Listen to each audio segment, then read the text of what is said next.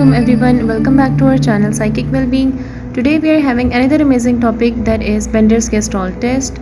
These are the few things which we are going to cover today. These include background, introduction, purpose, precautions, administration, scoring and its limitation. So first of all हम background पे आ जाते हैं. BGT is a psychological test first developed by child neuropsychiatrist Loretta Bender. The test is used to evaluate visual motor maturity. इस test को visual motor maturity को evaluate करने के लिए यूज़ किया जाता है. न्यूरोलॉजिकल फंक्शनिंग को अगर एक्सेस करना हो उसके लिए भी यूज़ किया जाता है, या फिर ब्रेन डैमेज अगर हो उसके लिए भी यूज़ किया जाता है.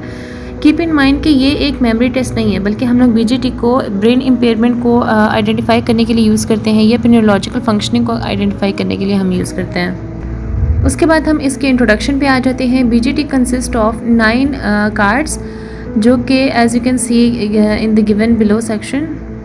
इसमें कार्ड नंबर A 1 2 3 की फॉर्म में दिया हुआ है. ऐसा नहीं है कि ये कार्ड नंबर 1 2 3 डायरेक्ट दिया हुआ हो, बल्कि पहला कार्ड जो उसको कार्ड नंबर A का नाम दिया गया है, देन उसके बाद card number 1, then 2, then 3, then 4, then 5, then 6, then 7, then 8. उसके बाद हम आ जाते हैं इसके पर्पस के ऊपर. The Bender Gestalt test is use to access visual maturity, which means कि it checks how develop your ability to see and understand shapes. जैसा कि यहाँ पर कार्ड शो किया हुआ होता है, तो इसमें ये चेक करते हैं कि आपकी एबिलिटी कितनी है to see the thing, I mean to see the card और टू अंडरस्टैंड. नेक्स्ट पॉइंट है विजुअल मोटर इंटीग्रेशन स्किल.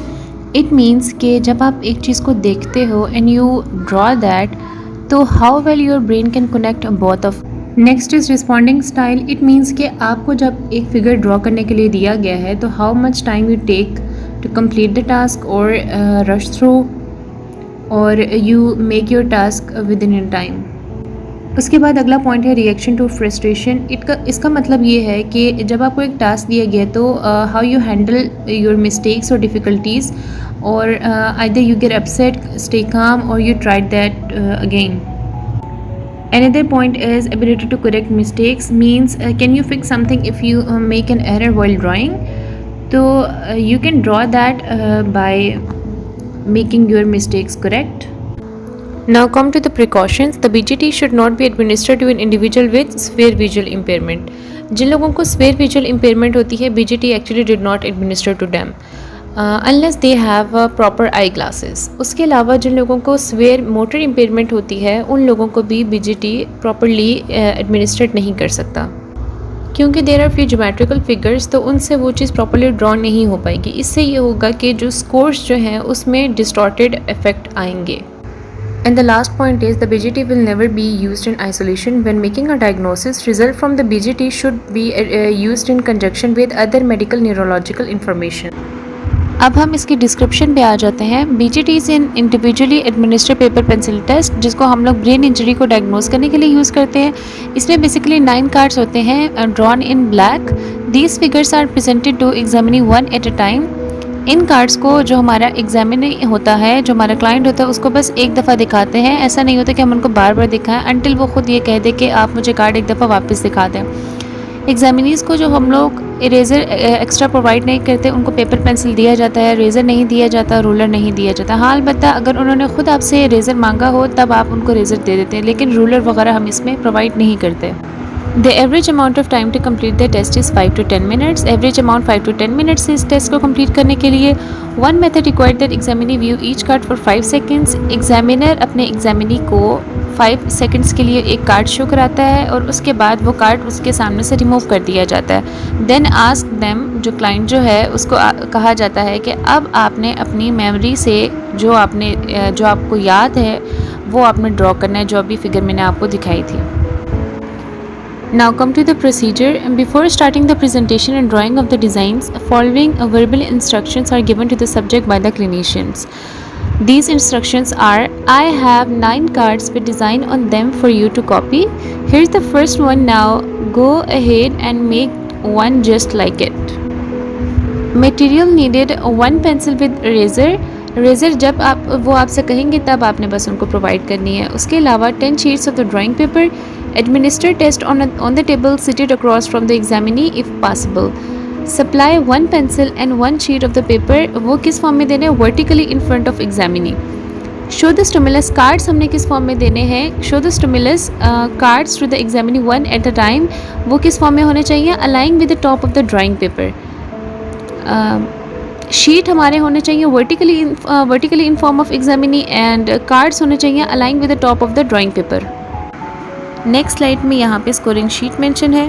इसमें सबसे पहले हम क्लाइंट का नेम मेंशन करते हैं, then date, then how many time client takes to complete. वो जो टाइम जो ओवरऑल क्लाइंट ने लिया है to complete the task, to complete the copy section, उसको हम लोग यहाँ पे मेंशन कर देंगे।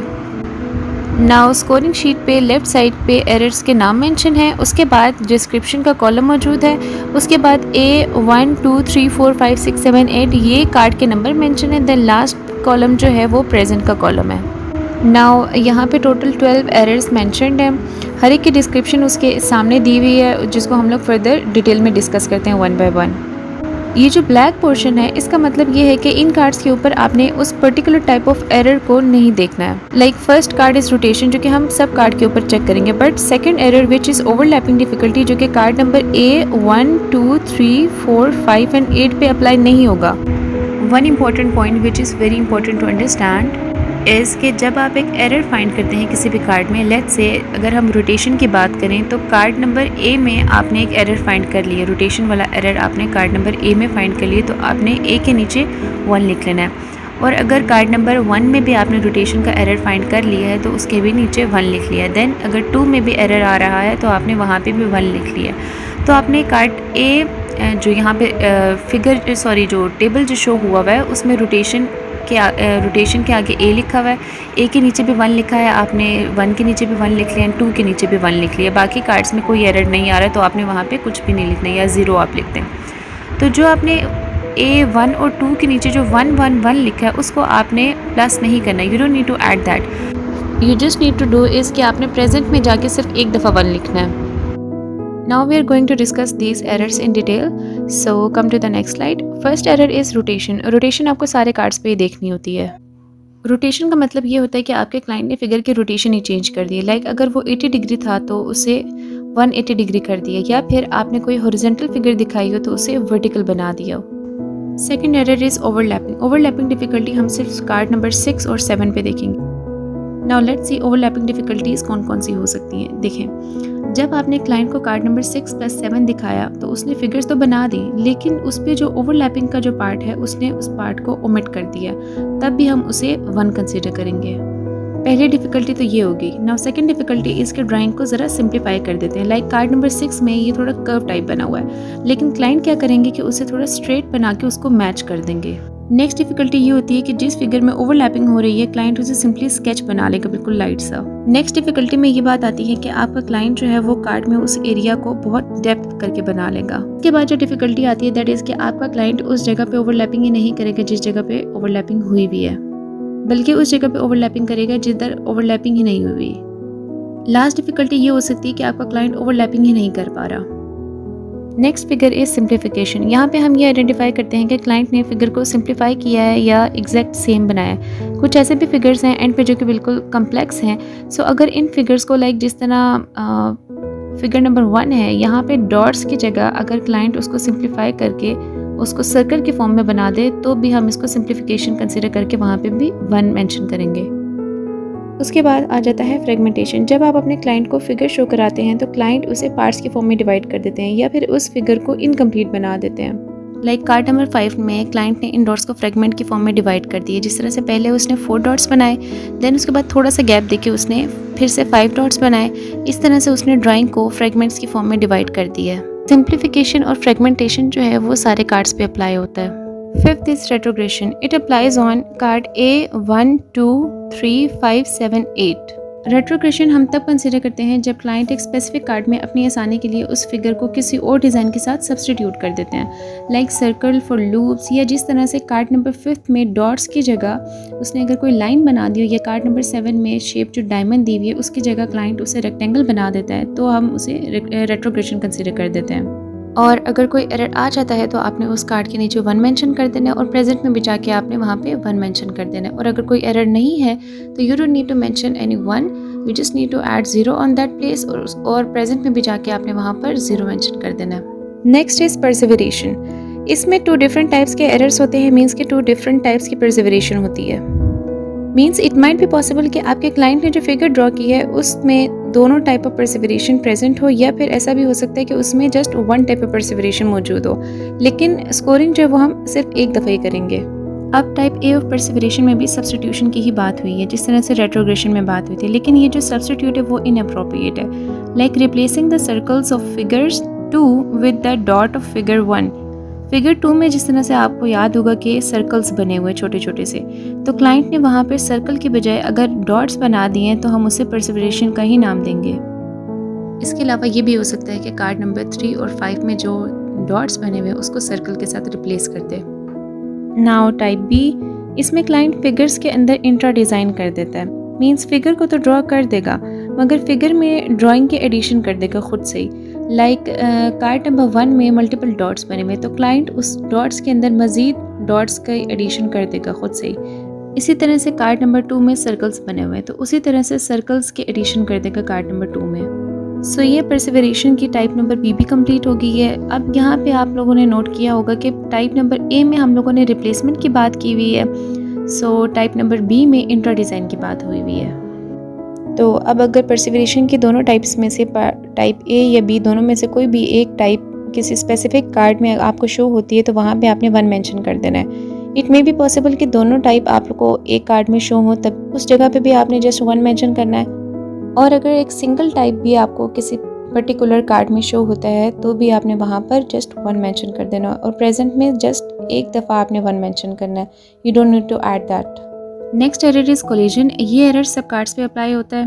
Collision involves crowding the designs or allowing the end of one design to overlap or touch a part of another design. It means कि जब आप क्लाइंट को डिज़ाइन देते हैं बनाने के लिए तो वो एक डिज़ाइन को दूसरे डिज़ाइन के साथ जब ओवरलैप करते हैं तो उसे हम कोलिजन कंसिडर करते हैं। इसके बाद नेक्स्ट एरर आ जाता है, दैट इज़ इम्पोर्टेंस। इसमें हम बेसिकली क्लाइंट के बिहेवियर और वर्बल एक्सप्रेशन को ऑब्जर्व करते हैं। जैसे क्लाइंट विल से कि आई कांट मेक इट, या फिर वो ये बोल दे कि I know this drawing is not right, या फिर how can I make this drawing. These are the expressions जो कि क्लाइंट शो कराता है, जिससे आपको पता चल जाता है कि क्लाइंट जो है डिफ़िकल्टी को फेस करता है। अब ये जो डिफ़िकल्टीज़ हैं these are verbal expressions. Now behavioural expressions will be के क्लाइंट अपने बनाए हुए फिगर को मल्टीपल टाइम रेज करता है, उसको वापस बनाने की कोशिश करता है, फिर वापस रेज करता है, बट लास्टली क्लाइंट उसको प्रॉपरली एक एक्यूरेट वे में ड्राइंग को नहीं बना पाता। सो इससे हमें आइडिया हो जाता है कि client is facing difficulty to make this figures. Next difficulty is clear difficulty. Difficulty in getting the joining parts of figures together or getting adjacent parts of a figure to touch. Means के जिन जिन figures पे joining part मौजूद है, जैसे कि figure A, 4 and 7 पे joining parts मौजूद हैं, तो अगर क्लाइंट ने इन फिगर्स को ड्रॉ करते हुए डिफ़िकल्टी अगर कोई फेस करा हो, या फिर जिस तरह से कार्ड नंबर A है उसमें एक सर्कल बना हुआ है और एक स्क्वायर बना हुआ है, तो अगर क्लाइंट ने सर्कल और स्क्वायर के दरमियान में कोई गैप रखा है या फिर उसको सही से प्रॉपर्ली नहीं बनाया हुआ है, बीच में अगर डिस्टेंस रखा हुआ है, तो हम उसे क्लियर डिफ़िकल्टी कंसिडर करेंगे और उस कार्ड के नीचे 1 कंसिडर करेंगे, 1 लिख लेंगे। और अगर ऐसी कोई डिफ़िकल्टी या फिर सर्कल और स्क्वायर बिल्कुल एग्जैक्ट शेप में बनी हुई है तो उसके नीचे 0 लिख देंगे, और प्रेजेंट में भी हम 0 लिख देंगे। So the next error is motor incoordination. ये भी सब कार्ड्स पे चेक करते हैं। मोटर इनकोऑर्डिनेशन को जानने के लिए बिहेवियर ऑब्जर्वेशन बहुत इंपॉर्टेंट होती है। इसमें साइकोलॉजिस्ट अपने क्लाइंट के बिहेवियर को ऑब्जर्व करते हैं कि जब आपका क्लाइंट कोई फिगर ड्रॉ कर रहा है तो उस टाइम क्लाइंट की बॉडी लैंग्वेज किस तरीके की है या उनकी लाइनिंग किस तरीके की है। मतलब कि the way he is drawing a figure, तो उस टाइम पे क्लाइंट ने कितने प्रेशर में उस फिगर को ड्रॉ किया या फिर बिल्कुल एक नॉर्मल प्रेशर के साथ उसने ड्रॉ किया है। मोटर इनकोऑर्डिनेशन को हम इस तरीके से आइडेंटिफाई करेंगे कि आपके क्लाइंट ने अपनी ड्राइंग में इरेगुलर लाइंस ड्रॉ की होंगी। मींस लाइंस जो है उसमें कोई कंसिस्टेंसी या फ्लो मौजूद नहीं होगा। इसके अलावा लाइंस पर बहुत हाई प्रेशर होगा। सो दैट इस तरीके से हम मोटर इनकोऑर्डिनेशन को आइडेंटिफाई कर पाएंगे। और अगर मोटर इनकोऑर्डिनेशन उधर मौजूद हो क्लाइंट की फिगर के अंदर, तो हम वहाँ पे 1 मेंशन कर देंगे और प्रेजेंट में भी जाके हम 1 मेंशन कर देंगे। और अगर यहाँ पे कोई मोटर इनकोऑर्डिनेशन नहीं है तो you don't need to mention 1, just आप प्रेजेंट में 0 लिख दें। मोटर इनकोऑर्डिनेशन के बाद next error is angulation. Angulation में severe difficulty in reproducing the angulation of figures. Means आपके क्लाइंट को फिगर का जो एंगल है उसको ड्रॉ करने में बहुत ज़्यादा डिफिकल्टी फेस करनी पड़ रही है। एंगुलेशन हम कार्ड नंबर 3 और 2 में ऑब्जर्व करते हैं। As you can see part 2 में सर्कल्स ड्रॉ हैं, बट सर्कल स्ट्रेट लाइन में नहीं है बल्कि वो आर्क लाइक स्ट्रक्चर में मौजूद है। तो क्लाइंट उसे आर्क लाइन बनाने की जगह उसे स्ट्रेट लाइन बना देगा। इसी तरह से कार्ड नंबर जो 3 है वो बिल्कुल एक बेंड सी बनी हुई है, जिसमें पहले एक सर्कल एक बना हुआ है, उसके बाद डॉटेड लाइंस हैं, उसके बाद जाके फिर वापस सर्कल्स बनी हुई है और वो एक कर्व बेंड हुई हुई है। लेकिन आपका जो क्लाइंट है उसे बिल्कुल स्ट्रेट बना देगा। एंगुलेशन हम कार्ड नंबर 2 और 3 में ऑब्जर्व करते हैं। जैसे कि आप देख सकते हैं कि कार्ड नंबर 2 में सर्कल्स ड्रॉ हैं, बट सर्कल स्ट्रेट लाइन में नहीं है बल्कि एक आर्क लाइक स्ट्रक्चर में मौजूद है। तो क्लाइंट उसे आर्क लाइक बनाने की जगह उसे स्ट्रेट लाइन बना लेगा। इसी तरह से कार्ड नंबर 3 में पहले एक सर्कल बना हुआ है, उसके बाद डॉटेड लाइंस हैं, उसके बाद जाके मज़ीद सर्कल्स बने हुए हैं और वो बेंड फॉर्म में है, बेंड लाइक स्ट्रक्चर उसका बना हुआ है। तो क्लाइंट जो है उसे बेंड बनाने की जगह बिल्कुल स्ट्रेट बना देगा। उसके बाद नेक्स्ट एरर इज़ कोहेजन। ये भी हम सब कार्ड्स के ऊपर चेक करेंगे। इसमें हम फिगर्स के साइज़ को ऑब्जर्व करते हैं। लाइक आपके क्लाइंट ने किसी फिगर में साइज़ को इंक्रीज़ कर दिया और किसी फिगर में साइज़ को डिक्रीज़ कर दिया। इसी तरह से अगर मैं एग्जांपल लूँ फिगर नंबर 2 की, तो कुछ सर्कल्स जो हैं क्लाइंट ने छोटे बनाए हैं और कुछ सर्कल्स जो हैं क्लाइंट ने बड़े बना दिए हैं फिगर नंबर 2 में। कीप इन माइंड कि जब आप फिगर के साइज़ को एक्सेस करते हैं तो आपने उस फिगर के साथ कंपेयर नहीं करना जो कि आपके पास पहले से ही मौजूद था, बल्कि आपने क्लाइंट की ही बनाई हुई फिगर में से जो एक एवरेज साइज़ है उसे आपने कंसिडर कर लेना है। देन उस साइज़ के अकॉर्डिंग हम उसके बाकी जो फिगर्स हैं उसको कंपेयर कर लेंगे। लेट्स से अगर मैं बात करूं फिगर नंबर 2 की, तो उसमें से आपने एक एवरेज सर्कल को आइडेंटिफाई कर लेना है और फिर बाकी सर्कल्स के साथ उसे कंपेयर कर लेना है। Then you can access that. उसके बाद अगर आपने कोहेजन एरर फाइंड आउट कर लिया तो फिर आपने उस फिगर के नीचे 1 मेंशन कर देना है और प्रेजेंट में भी 1 मेंशन कर देना है। अदरवाइज आपको 1 मेंशन करने की ज़रूरत नहीं है, जस्ट आप 0 लिख दें प्रेजेंट में। And the last is time score if the total time is greater than 15 minutes. अगर इसमें 15 मिनट्स से ज़्यादा टाइम लग जाता है तो फिर आपने 1 स्कोर करना है और प्रेजेंट में भी 1 लिख लेना है। और अगर 15 मिनट से कम टाइम लगता है तो फिर आपको 1 मेंशन करने की ज़रूरत नहीं है प्रेजेंट में। सो अब मैंने आपको टोटल 12 स्कोर इसके कंप्लीट करवा दिए हैं। Now come back to the scoring sheet, so you can identify कि टोटल स्कोर जो है उसको हम कैसे ऐड कर सकते हैं। So here you can see कि मैक्सिमम आपकी स्कोरिंग 12 हो सकती है। 12 से ज़्यादा इवन ये एक्सीड नहीं करेगी because it takes not even more than 15 minutes, बल्कि इट टेक्स 5 to 10 मिनट्स। इसके अंदर अंदर ये टेस्ट हो जाता है। 12 इसकी स्कोरिंग इस तरह से होगी कि अगर आपने जितने भी कार्ड्स, जिस तरह से अगर मैं कार्ड नंबर फर्स्ट जो कार्ड है हमारा रोटेशन कार्ड, तो अगर आप हर एक में भी 1 1 1 मेंशन करेंगे, लेकिन प्रेजेंट में तो आपको सिर्फ एक ही दफ़ा 1 लिखना होगा। इसी तरह से सेकंड, थर्ड, फोर्थ जितने भी एरर्स हैं, सो प्रेजेंट में आपको एक ही दफ़ा 1 मेंशन करना होगा। इस तरह से आपके पास अगर कोई प्रेजेंट में 1 आ जाता है या 0 आ जाता है, उसके बाद बेशक 1 1 देन 0 0 देन 1 1 1 भी आ जाए, तो आपने उन सब 1 को ऐड करके टोटल स्कोर में लिख लेना है और फिर उसकी स्कोरिंग कर लेनी है। So now come to the scorings. 1 2 3 अगर स्कोर आ जाता है तो उसे हम नॉर्मल कंसीडर करेंगे, और अगर 4 स्कोरिंग आ जाती है तो उसे बॉर्डर लाइन कंसीडर करेंगे। Then 5 6 is mild and some evidence of impairment is present. अगर 7 या 8 स्कोरिंग आ जाती है that is moderate, strong evidence of impairment is present. And the last is अगर 9 10 11 और 12 में से कोई एक स्कोरिंग आ जाती है तो that is fair, very strong evidence of impairment is present. Now come to the limitation in the next slide. First limitation is limited detail on brain damage. Means कि ये test in depth information provide नहीं करता about a particular area of brain damage or a location of brain damage. Second is overlap between emotional and organic indicators. There can be confusion between emotional and neurological issues, increasing the risk of misdiagnosis.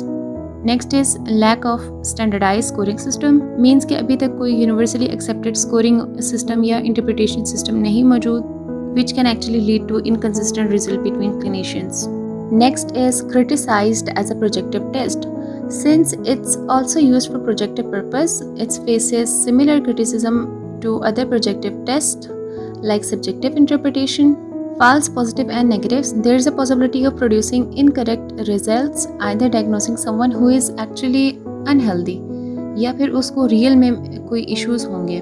आज का lecture यहाँ पे complete हो गया है। I hope कि आप लोगों को अच्छे से समझ आ गई होगी। फिर भी if you have any type of confusion then you can comment below section. इस तरह की इंटरेस्टिंग लेक्चर्स के लिए you just need to click the bell icon. Don't forget to like and subscribe. फी अमान अल्लाह।